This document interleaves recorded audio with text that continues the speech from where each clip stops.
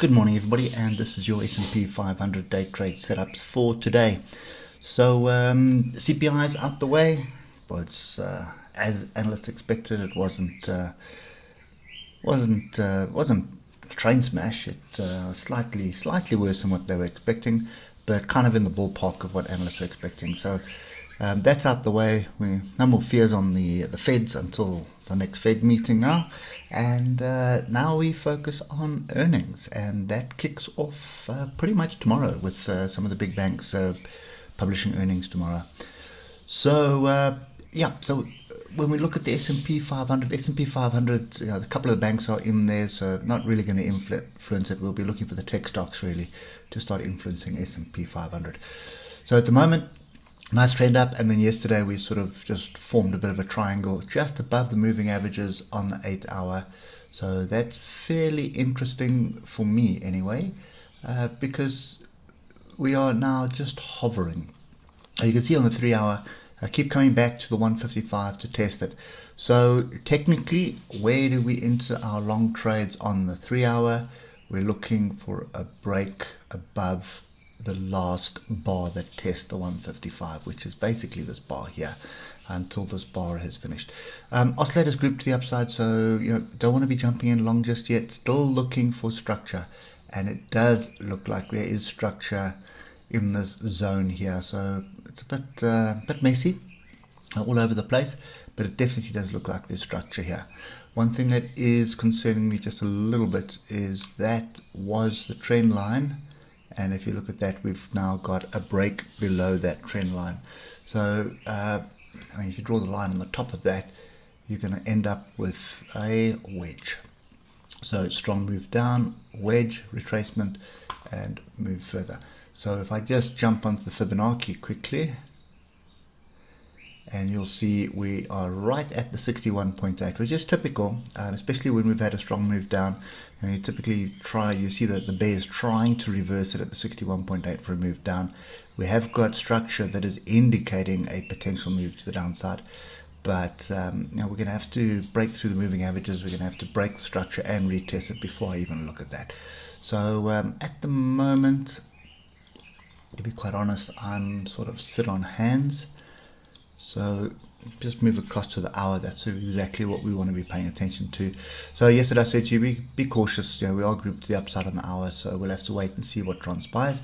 We've got the moving average crossover. We are now busy with the 155 moving average crossover. So still a bit of a wedge, but I think delete it. Just keep that level, and just ignore the diagonal trend lines. I want you to look at a different picture here. So shoulder, head, shoulder, break. So in this zone that we have broken is the neckline for this inverse head and shoulders, or even sideways consolidation range. You can even call it a triangle if you wanted to, but ultimately it is a consolidation pattern. So, and it's a very big consolidation pattern. If you look at that, that is around 1,300 points. And if we look at where we are now to the top of the channel, it is 1,300 points. So we kind of slap bang in the middle of the channel. So right now you're looking for structure. There is no structure based on yesterday. It's just big up, big down, big up, big down. This pin bars was interesting. We did get a close above it, but now we have a bit of a problem because we've pulled back. I'm going to pop down 15 minutes, see if there's anything here that's going to change my mind. Nothing really. So for me, I'm going to want to see structure, and the structure at the moment is we need to stay above 47.28. So 47.28 is sort of the area. We're probably coming back to 4,700 to be honest. And if I just adjust this, just got to try and find where the structure is. There's 47.01. There's a bit of structure there. Let's see if there's anything on the hour. Yeah, there's quite a bit on the hour here as well. You can see where we found support here.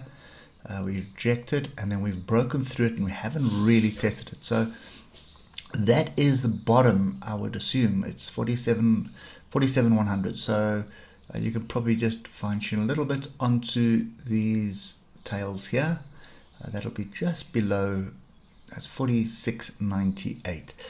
So 4,700 is the area to watch. You may not get there just based on what I'm seeing on the moving averages at the moment. It depends what Europe does. But you're probably going to be sideways today. There is one set of results coming out today, and I think that is Delta Airlines. So that will come out. That's not going to be really a great set of results. I think the airline industry is still in a bit of trouble. But on Friday, tomorrow, we've got JP Morgan, Wells Fargo, BlackRock, Citigroup, and First Republican Bank. So some major heavyweights that's going to impact the Dow. So just watch out for the Dow video. We'll see where our structure is there. So for me, this is a kind of sit on hands, but also paying very close attention to this zone here that we're sort of flirting with at the moment. So anything between 47.13 and 46.98. Need to pay attention to something there. I just want to close off on the 5 minute here because there was a little bit of structure yesterday on the 5 minute. And this level here, 47.13 area, is something that I gave you yesterday as well. And you can see pre-market, we kind of got above it, didn't really test it until we came into the market space. So as the market opened, but just, 95 point risk to 140 point gain roughly. So in the space of 10, 20, 30 minutes, you would have made it just over 100 points. For me, 100 points actually pay the bills. So sometimes it does pay, sort of pay the bills just to watch the open, look for the structure on the hour, get down to 5 minute, you start seeing the patterns, look at the oscillators, look at what's happening here, and then you jump in. But as soon as you see gaps like this, look for your next level, and the next level is right in this zone here, which is kind of where we started rejecting it at the moment. And then it just sort of fizzled out.